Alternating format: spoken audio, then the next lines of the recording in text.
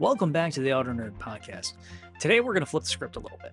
In the past few weeks, I've been talking a lot about some pretty heavy topics, and today isn't necessarily going to be light lifting, but let's try to make it positive.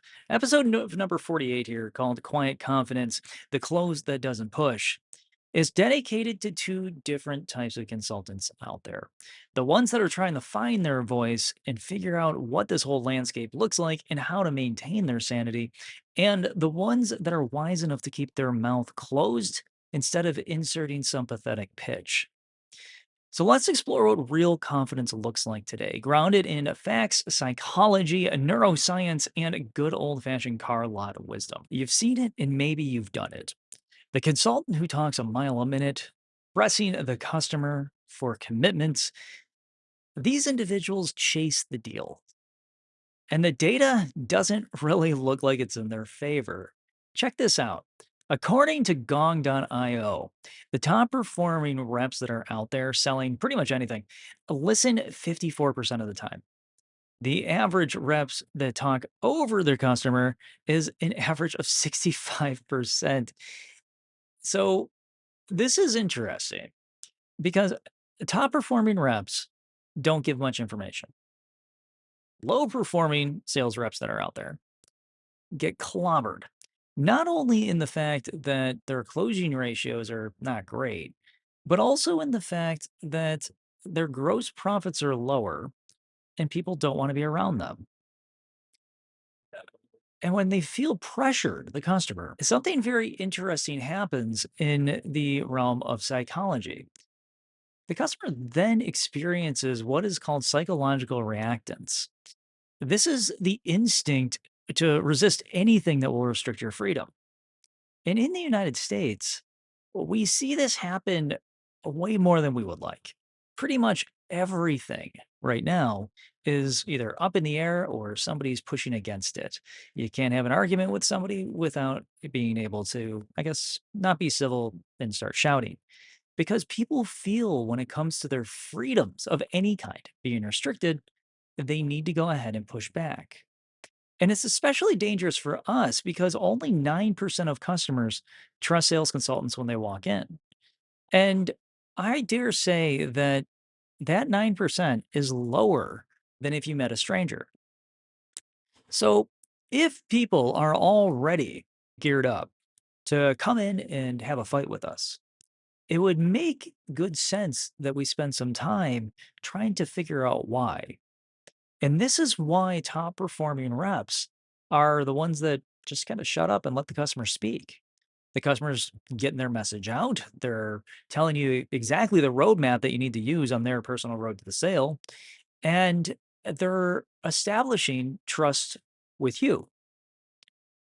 Humans in general will go ahead and build trust up with somebody that gives them the ability to talk. But over a third of these customers that are coming in through your door, they're actively feeling pressured, which means that we're not giving the customer the time that they need. And if we're not giving them the time that they need, one in three of these individuals will simply walk out because they just sense that things are going wrong. The restrictions of freedoms on no matter what it is, and I'll talk EVs for a brief moment here just to expand on, I guess, the extremes of this. If you feel that you are being pushed in a particular direction, you will find very quickly that you will dig your heels in. It's stubbornness that's stitched into every single person that walks the planet. Some people are better at holding their ground than others, but either way, it doesn't feel good. And if we omit the ability for the individual on the other side of the table to speak to us, that means that we're not receiving the information that we need. It doesn't matter what vehicle that you're selling. The vehicles that you're selling will all sell at one point or another. But don't fall in love with those cars. Don't fall in love with a particular model. Don't try to push the model onto the customer because in the end, you're going to find a customer that's going to be very reluctant to want to work with you. Because even going and driving something that is far outside of your budget, still heightens psychological reactance of the customer going ahead and wanting to push and get away once they feel that we're then bringing the pressure forward. So it's all about relationship building. And you all know I love me some good relationship building.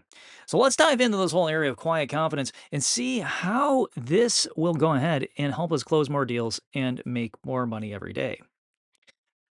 Quiet confidence is not silence for silence sake. It's not you staring to the customer and them staring back at you with you having a smirk on your face. That's not what we're talking about here. It's an anchoring of presence. It's the ability to say, here's the value. I trust that you see it. It's not chasing the yes, it's holding space for the customer to arrive at this conclusion on their own. Our job at its core is to get the customer to want something far greater than what the number is on the window. If they have their motivations increased to a point where they need that vehicle, if you've jazzed them up enough, if you've put in enough engaging time with that customer to get them to see that this is the perfect thing for them, you sold those 5 to 7 items and got the customer to just go, yes, this is absolutely top notch. Now it's perfect. Nothing's going to stand in their way. This isn't a theory. It's what closes deals on real showroom floors every single day. The rep who lays out all the facts and then listens, the one who doesn't flinch when silence just simply hangs in the air. Little sidebar. When I was on the showroom floor, I remember I had this great used car manager, and I hope he's out there listening. And Mark one day goes ahead and he pulls me aside in his office, and he says, "The first one who talks loses." And I thought this was an adorable idea. The first one that talks, is gonna lose the deal. And I put this to the test.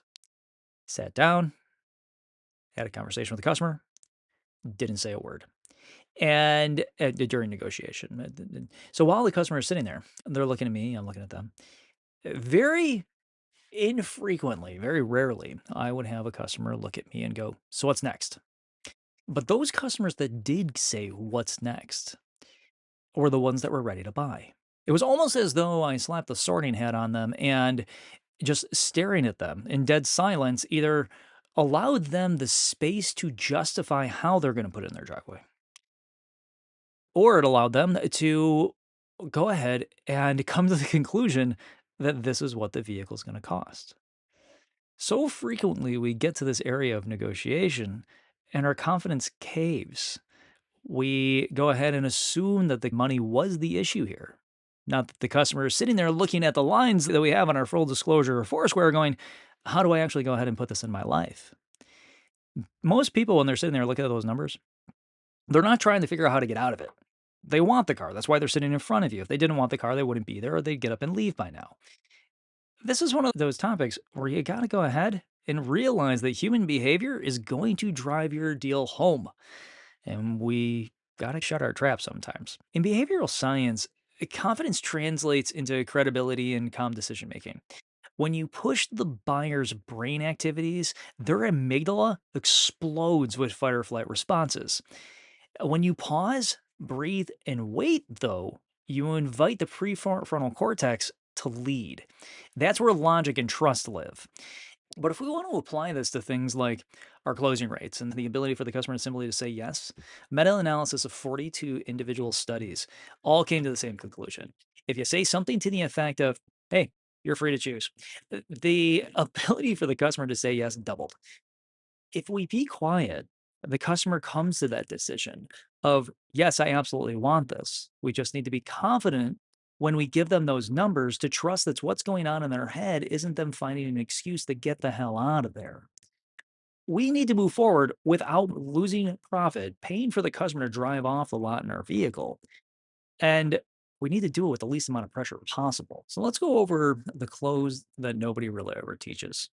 It's called silence. After you present the price, zip it. Shut the trap, be quiet, whatever you call it. Just shut up. Make that your little moment of zen.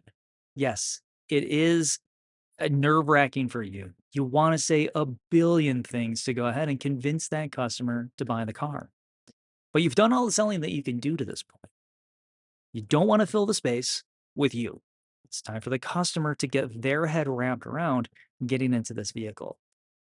Yeah, sure as heck don't wanna discount this thing because that is your paycheck if you're on a commission-based pay plan. Don't open your mouth yet because that might be very well where the customer will force you to build value at this point in time. Most people, again, are trying to come to their own conclusions about how to put this thing in their driveway. And sure as heck, don't justify it at this point because now you're just simply giving the customer reasons to think about why to or why not buy this thing. Hold off on all of that. Negotiation research shows that most breakthroughs come immediately after silence. Let the customer talk themselves through it. Let them deal with whatever the heck is going on inside of their brain at that point in time. Because guess what? Most people look for a positive outcome. As your customer, I did not just spend 2.5 to 4 hours with you to say no in the end. I'm working with you at this point in time to buy this car. You're my partner, you're my guide. But when you break that silence, all of a sudden you instantly start to erode trust because now you've just switched from a consultant to a salesperson. But there's a whole world of things to look at this point in time. I can tell you, hey, you know what? Be quiet and everything's going to go well. You're going to sell the car right then and there. But there are other things that will trip us up.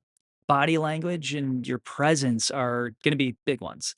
And this again leads back to counsel and qualify or needs assessment or what have you. And understanding who this person is. Do they want you around at this point in time? Do they want you staring at them?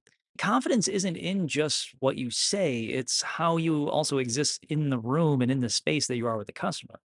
Open posture, relaxed shoulders, steady eye contact, even breathing, all are things that contribute to your nonverbal calming cues. And these will be mirrored by them. Thanks to things like mirror neurons, if you're grounded, they'll feel safer around you. Now, with this though, but I do have a couple nerd stats here for you. 55% of communication is nonverbal. I've seen 55, I've seen 80. Here's what I can tell you. It's over 50% and it's important, which means that we need to pay attention to it. The slouching, cross arms, nervous fidgeting, that broadcasts uncertainty on your end.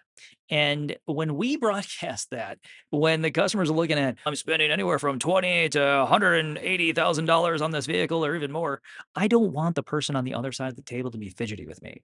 Your silence speaks louder than any script that could be provided. And that silence allows that customer to anchor themselves. Real closers, they don't chase. They have never had a reason to. They've worked with the customer, they've held them hand in hand throughout the process, and they let the customer know that it's okay. That tone that you set with the customer during things like needs assessment, you set it very early. You don't wait till later on. You don't have the customer come in so they can simply go pumpkin patching with you and then order a car in the end from you. It doesn't work like that. Well, I guess it's some sorts. But you set the tone early. And with things along the lines like, here's what we're going to cover today, or here's the value we provide, or here's the investment. You're taking the time to go through these items because real closers, they don't chase. They don't have a reason to. They anchor customers on down directly to that vehicle. And when it comes time to talk numbers, we get into conversations that start off with things like, here's what we'll cover today, or here's where we provide value, or here's your investment. Anchors are important because the anchoring effect is a bias hardwired into human brains. Whoever speaks first sets the entire frame of the whole deal. So don't be afraid of a price conversation. Own it early, hold the line, and respect their process. If they want to sit there and they want to think about it, cool. But one thing that you will notice is that if you do open your mouth, here come the I'm just thinkings, or here comes the I wanna go home and sleep on it. Or, my favorite, I need to pray on it. Well, at that point in time, you're whatever religion they wanna be, you gotta pay a mortgage here, but no offense to anything, just we're salespeople. When you got that customer sitting in front of you, There are those human triggers that, if used properly, you can get them to justify yes and keep a smile on their face. Case in point, when you opened your mouth last time and you had to discount that vehicle heavily and it eroded a massive amount of your paycheck, how many people had a smile on their face? It wasn't comfortable for you. Your manager didn't want to discount the car, but knew that they had a hot one there. And the customer in the end still wasn't happy. Well, the reason was, again, the money is not the issue. You gotta let the customer get through that. So I'm gonna take you back to some notes that I took a very long time ago about a sales consultant named Josh. Josh in 2016 was working at a dealership in Ohio. And I remember walking into the showroom floor one morning, good old 8 o'clock in the morning, sitting there and just surveying the land and drinking consistently terrible coffee at every dealership in the nation. It's all the same. There's a reason I don't typically go out and buy coffee at places. Go to dealerships, tastes the same. It's terrible, but at least it's reliable. Now, Josh was working with a family with this SUV, and this family, they saw three dealerships. They dealt with people that were constantly pushy, and they were kind of spent. Now, I do know that a lot of people cave when they buy, right? You stop at 4 or 5 stores, you're gonna just end at one of them and go, "You know what? I'm done. I'm tapping out. I just realized that the car is more important than the payment." Josh realized something. Josh did exactly the opposite of what the other dealers were doing. He decided to not push, right? He asked them pretty straight up, "What do you want in this car that can help your family out?" And as he was sitting there, the mother, who I'm assuming was the mother, stopped, and I thought I saw her start to cry. Eventually, she did, because the past of 3 dealers that she was at were terrible. She did not like the process, and she made it very clear to him when they sat down. Now, I tell everybody that in this job, always have something to write on, like pen, paper. Not Don't rely wholly on your cell phone. Those little pads that you can pull out of your back pocket and write things down on. You can open up that pad with a pen much faster than you can your cell phone. And whenever anybody goes ahead and they're telling you all the bad things that happened at other stores, jot those bad things down. Put stars next to them, circle them, and then write down next to them, "Don't do those." And this is actually exactly what Josh did, is he pulled out a business card, flipped over on the back of it, and he started writing down all the crappy things that happened. But he listened. He asked a few more questions, and all of this he intentionally did to get that customer to speak, because this customer really didn't want to. They just wanted the vehicle and they wanted to go. But by getting them to speak, they started building trust with him. They let out their offer to him of what they considered to be a decent deal, and they probably sent something to 250, 300 a month. I forget at that point. But he sat there quietly. There wasn't a pitch. He didn't go over any incentives. He didn't go over any of that. The whole thing was nearly done in silence. And it was kind of funny because I think Josh, at some point in time, figured out that if he was just quiet with these particular individuals, he'd win the deal. But that afternoon, I saw him sell another car, and he didn't exactly do the same thing. He realized that saying a few more words at this point in time was a good thing. But when it came down to the important areas where he knew that his opinion of the customer's decision wasn't warranted, he shut up. And when he did, those deals all closed. This completely changed Josh's life, and just watching it happen to somebody in real time was just magical. That family that went ahead and bought that SUV from him, that had that terrible time at 3 other dealerships, sent him 3 referrals later on that week. So I followed up with the dealership and I talked to Josh and I said, "Hey, what happened with this couple? I want to know where your survey was. I mean, pretty interested in this." I was emotionally invested at this point in time. And Josh goes, "Survey killed it." It's like, "Yeah, you did." And then he goes ahead and says, "And one of their kids, an aunt and uncle, are coming in and buy one." And I was like, "That's 2 cars." And he goes, "3." Apparently, aunt and uncle, they were married, but they both needed new cars. And I was like, "Yes, good on you." And the reason was because it wasn't about the money. It was about finding somebody to work with, which is always what customers are shopping for. So just like most of my podcasts, we're gonna go through some step-by-step tactics to turn yourself into a weapon on that showroom floor. So let's get tactical. Here's how we go ahead and we build our own version of quiet confidence for ourselves. And you may want to jot these down with pen and paper, stick them up somewhere where you can see them every single day. Maybe put it on a mirror, put it in your on your windshield. I don't know. But put it somewhere where you can reference it every so often.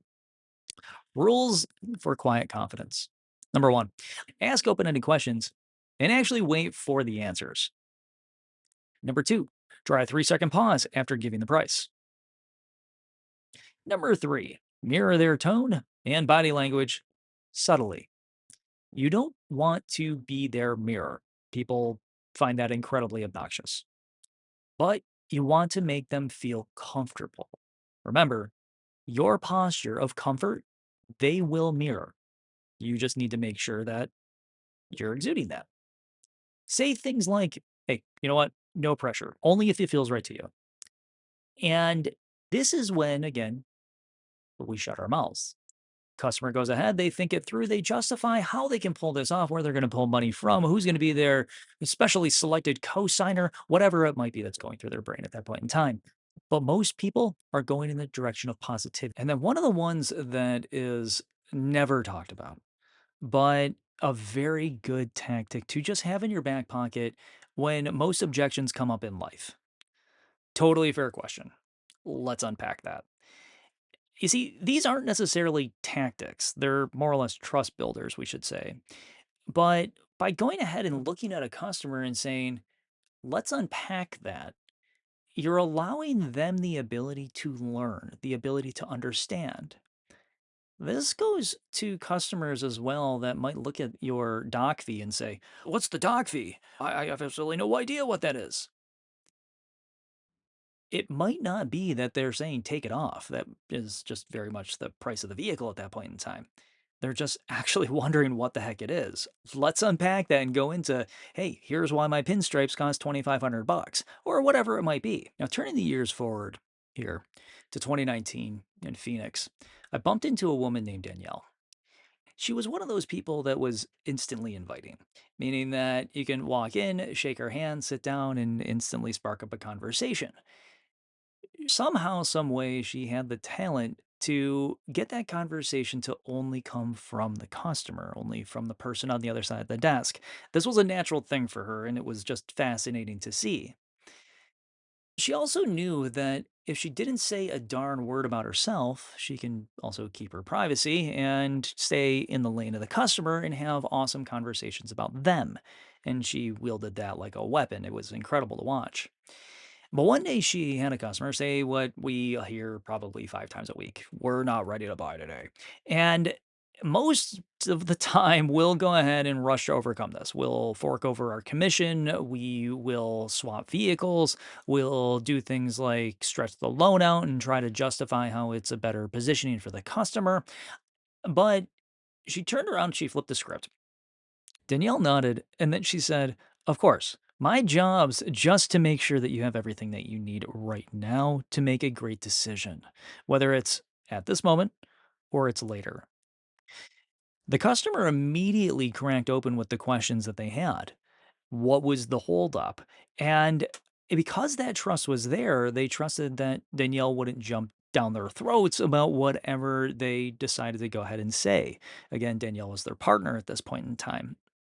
They ended up buying that day, and they ended up buying very quickly after Danielle opened that door, just simply because their problems weren't really that big of an issue. It was a little interest rate thing, and I think they wanted like an extra, nickel on their trade. But they bought, and that's what happened. And she didn't have to close them. Most customers, they're going to close themselves. Hell, they're walking in through your front door because they want to buy a car. Let me rephrase. They're walking through your front door because they're closed already, and we just give them reasons to not buy occasionally. She earned their trust. She didn't come up with some crazy close that would make them want to walk out the door. Because sometimes what we say at that point in time is incredibly obnoxious. The big picture of this business is that you don't need to be a fast talker. You don't have to have hard closes. You don't need a pitch. You need presence. When you anger, when you trust the value, when you let silence speak confidence, you win. More importantly, the customer wins too. They pay more money for the car, they leave with a smile on their face, and you crush it on the survey. If dealers out there are to eliminate the sales board, of course, keep track of who's selling what, but don't make it a competition. Eliminate the sales board and focus on quiet confidence. Focus on building trust. Focus on what a quality needs assessment looks like. Focus on gross profit. You know, that thing that actually makes up our paychecks, not the cars and the board. It's how much profit we're actually giving to that dealership. Remember, they give you a big chunk of it.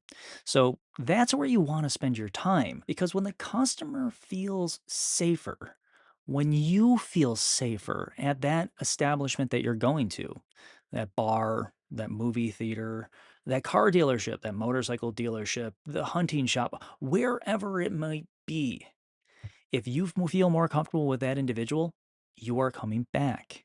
If you received a massive discount on your car, but the people are absolute jerks that sold it to you, answer this. Are you going to send your friends and family to that particular sales consultant? The answer is no. You don't want your friends and family to have a terrible time, and you're never going back there either. See, that time when we break the silence, it's like interrupting the customer when they're going ahead and giving you very critical information on how to close that deal down. If we break that concentration and the thought doesn't finish itself, the answer will be no, because the customer is in that no space. They're trying to justify to themselves, yes.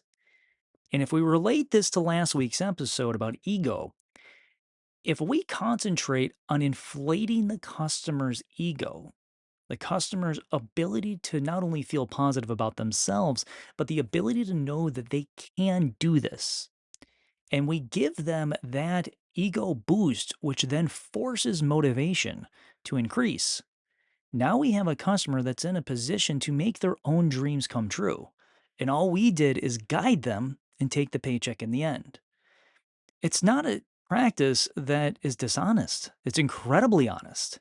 It's not a practice that goes ahead and shoves the customer's head into the desk and says, press hard 3 copies. It's a process that allows the customer the freedom to understand that you have the ability to pull this off. And I'm here to make sure that you have all the tools to be able to be successful doing that. So, congratulations. I hope you love the vehicle. And at the same time, I know I'm going to love that paycheck. And please send me some referrals too, because in the end, it's not the car, it's not the payment, it's who you're working with that makes it count.